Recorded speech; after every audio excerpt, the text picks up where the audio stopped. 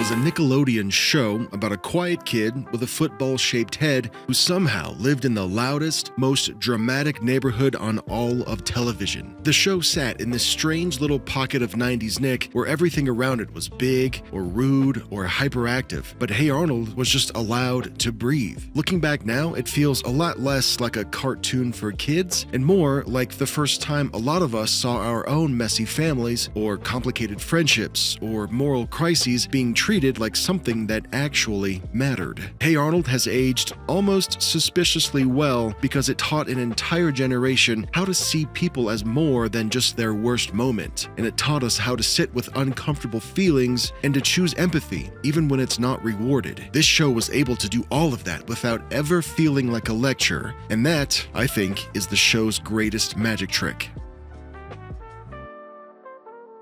Hey Arnold is a simple show, a fourth grader, city neighborhood, slice of life stories. But the show constantly took these kid-sized problems and treated them with adult-level seriousness. Things like bullying, poverty, neglect, immigration, mental health. They even tackled addiction, and then they wrapped all of those problems up in this warm, jazzy, late-night city vibe. Instead of screaming for attention like a lot of the other shows on the network at the time, this series simply trusted that you would lean in and listen, and we did. What really stands out now is how little cruelty it plays for laughs. A lot of 90s kid shows get meaner the older you get. The punchlines are often just about people being awful to each other. Hey Arnold is funny without needing anyone to be disposable though. When characters are cruel, there's almost always a reason why, and the episode nudges you to look for it. That's a big part of why adults can come back to this and feel like the show actually grew up with them.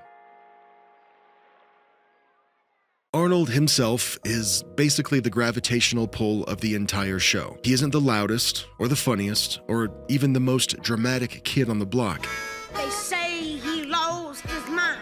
But he is the one who actually listens. Episode after episode, he steps into other people's problems because he can't stand watching someone hurt when he might be able to help. There's almost this unspoken code that he follows, and that's hear people out, assume there's more to them than what you can see, and then act in a way that leaves them better off if you can. He'll push back when someone crosses a line, but he rarely goes for humiliation or revenge. For kids watching in the late 90s, who, by the way, were being sold a ton of snarky, too cool to care protagonists like Johnny Bravo or Norbert from the Angry Beavers, Arnold's consistent kindness just hits different. Hey Arnold works as well as it does because the city around Arnold is crowded with characters who each let the show explore a different piece of growing up. When we need barely controlled pandemonium and comic relief, we have Helga. Ew, what's that smell? She who smelt it dealt it. It's not that smell, stupid. The cruelest bully in the class, but also secretly the most vulnerable kid in the room. We, as the audience, get to learn about her deepest secret in the pilot episode when she confesses her over-the-top, poetry-level love for Arnold in private right after spending the whole day tormenting him in public. She's the one who taught millennials that people who lash out are usually carrying something heavy, something like neglectful parents, or loneliness, or jealousy, and that you can feel bad for someone without excusing what they do. When we need loyalty and friendship, we have Gerald. I see it!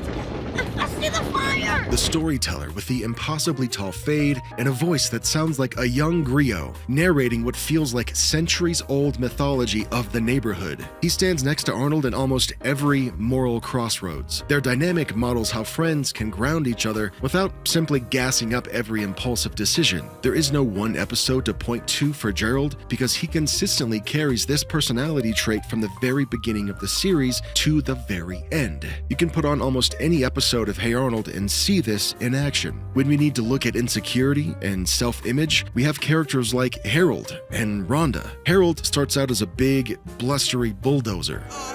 No, we didn't do nothing about a lost ham, right, fellas? We ain't seen nothing. But the show does a great job at giving him center stage during episodes like Weighing Harold and Harold the Butcher to help him explore his feelings of fear and shame and wanting to be better than people expect him to. Rhonda, the rich fashion kid, literally has to become a nerd when being prescribed glasses in the season 2 episode called Rhonda's Glasses before she can empathize with the classmates that she used to mock and exclude. And when we need a reminder that the adults can be just as lost as the kids are, we have the boarders and the parents, Mr. Wynn's separation from his daughter, Oscar's selfishness and tiny attempts at growth, and Grandma's joyful weirdness that's actually masking genuine wisdom. The show constantly tells us that grown-ups don't have it all figured out either, and I think that realization can be both equally heartbreaking and comforting in a way.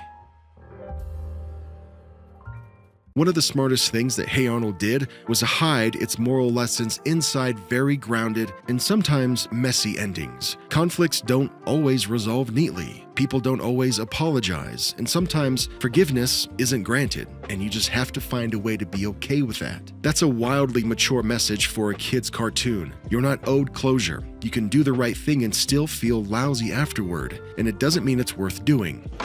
What are you kids doing here? Instead of after-school special speeches, the show uses these very small and subtle gestures, something like sharing a lunch, or walking someone home, or sitting with a neighbor, to say, this is what care looks like when there's nothing left to fix. Because those lessons are tucked inside of character-driven stories, they stick so much more, even years later. You can remember how it felt to watch Harold defend Big Patty, or watch Helga crack for half a second and then slam the door on vulnerability again.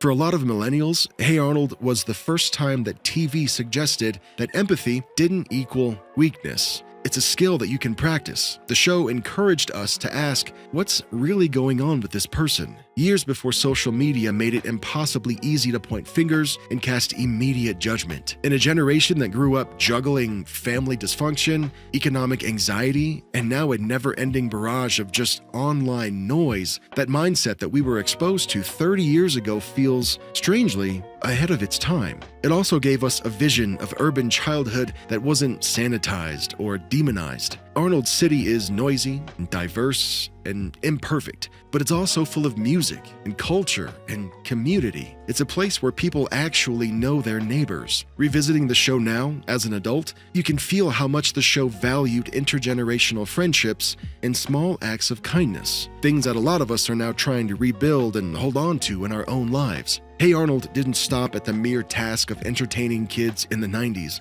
It went above and beyond that, and it handed us a softer way of looking at the world, and it said, here, you're going to need this. And by judging how often we still come back to these stoops and these rooftops and these late-night city streets, we really did.